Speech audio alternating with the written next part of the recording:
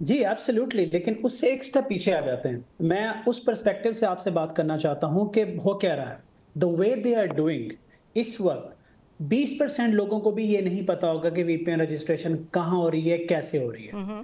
और जब तक ये लोगों तक ये बात पहुँचेगी, जब तक ये सिस्टम एस्टेब्लिश होगा, कई फॉर्च्यून 500 क्लाइंट्स जा चुके होंगे, कई ट्रू। कंपनियाँ बंद हो चुकी होंगी, कई कारोबार जा चुके होंगे, कई इन्वेस्टमेंट्स डूब चुकी होंगी। हम्म। ये 10-20 साल भी रिकवर नहीं होंगे। तो सबसे पहले तो इस चीज़ को देखें ना।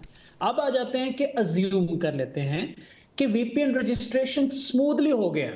Actually there are so many hiccups, so many problems registration के साथ, सो मेनी टेक्निकल प्रॉब्लम्स। शायद आपको इन डिटेल नहीं पता, but I know that there are so many technical problem कि अभी वीपीएन की रजिस्ट्रेशन उस तरह से हो भी नहीं पा रही, इनका हम्म। सिस्टम ले भी नहीं पा रहा। लेकिन अज़्यूम कर लें, अगर हो भी गया, व्हाट्स अ पॉइंट? मैं आपको बताता हूँ कि वीपीएन का एक फ्रीक्वेंट यूज़ क्या होता है कि हम लोग पाकिस्तान से जब काम करते हैं, तो हम लोगों ने सर्वर्स मैनेज करने होते हैं इंटरनेशनल क्लाइंट के, यूएस के, यूके के, कनाडा के, या जीसीसी रीजन में जहाँ भी हम काम कर रहे हैं। जब हम उन सर्वर्स को एक्सेस करते हैं, तो हम थ्रू वीपीएन स्टैटिक आईपी लगा के एक्सेस करते हैं, ताकि हमें और सर्वर को पता हो कि प्रोटोकॉल क्या एस्टैब्लिश हुआ है। और अगर हमारे वीपीएन इस तरह से हो जाएंगे और हम इस तरह से कम्युनिकेशन करने में हमारे लिए रिस्ट्रिक्शन लगा दी जाएंगी, तो इसका मतलब ये है कि या तो वो क्लाइंट हमारे साथ काम ना करे, हम्म। या फिर हमें एक्चुअली उस सर्वर को इनसिक्योर छोड़ना पड़ेगा। और कोई क्लाइंट ये नहीं चाहेगा। तो there are so many reasons के दैट इज द वो मेन आने पॉइंट वाले वक्त में हेयर प्रॉब्लम कि होगा। जब आप इंटरनेशनल बिजनेसेस कर रहे होते हैं, उनके एग्रीमेंट्स होते हैं आपके साथ, बहुत सारी चीज़ें हैं जो वो लोग नहीं चाहेंगे, आपका क्लाइंट नहीं चाहेगा कि वो कहीं और शेयर हों।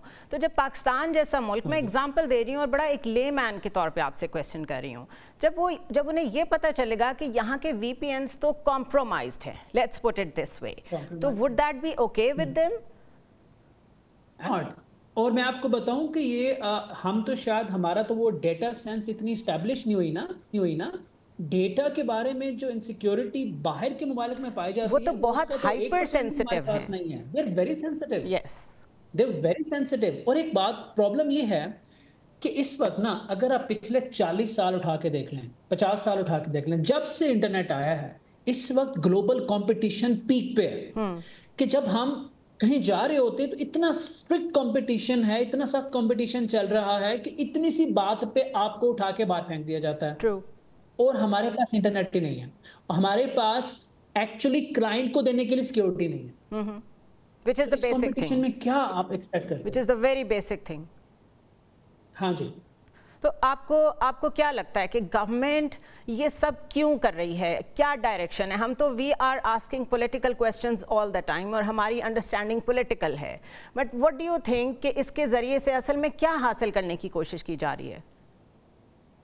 देखिए, आपने वो देखना है जो हमें दिखाया जा रहा है, और स्पेकुलेशन तो कुछ भी हो सकती है। मैं एक बात बहुत क्लियरली आपको बता दूं, फायरवॉल का लगना और वीपीएन्स का कंटेंट्स का कंट्रोल होना, ये किसी भी मुल्क के लिए जरूरी है।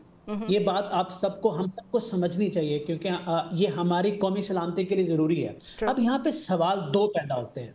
नंबर वन, कि इसको करने का तरीका तरीकाकार क्या क्या है? अख्तियार किया जाए। आप मैकेनिज्म्स ठीक है। कैसे डेवलप नंबर कर रहे टू, हैं?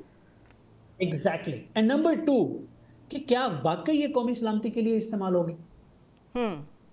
That's it. Is there a अब पॉलिसी इस इन सवाल पे साइट? आप कोई स्टेटमेंट नहीं देते। आप क्योंकि इस शोबे के देखिए, एक्सपर्ट हैं, तो बेसिकली तो जब कहीं ऐसी प्रॉब्लम्स होती हैं जैसी पाकिस्तान में हो रही हैं, जो कि नेशनल सिक्योरिटी रिलेटेड हैं, अभी जो हम डिस्कस कर रहे हैं, तो सबसे पहले तो वहाँ पे साइबर सिक्योरिटी पॉलिसी आती है। पॉलिसी के बाद या उसका इंटीग्रल हिस्सा होती हैं रिस्ट्रिक्शंस। क्या पॉलिसी आ गई है? आपने देखी है? आपने पढ़ी है? बिल्कुल नहीं। हमारी पॉलिसी कहाँ है? मैं आपको बताऊं पॉलिसी कैसे बनती है। ये जो इंटरनेट की पॉलिसीज होती हैं, साइबर पॉलिसीज होती हैं, it takes 5 to 10 years to to develop. Draft such policy. 5 to 10 years। और पता है कैसे बनती हैं?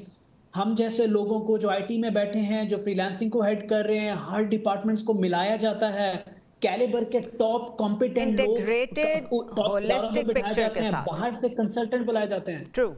सॉरी।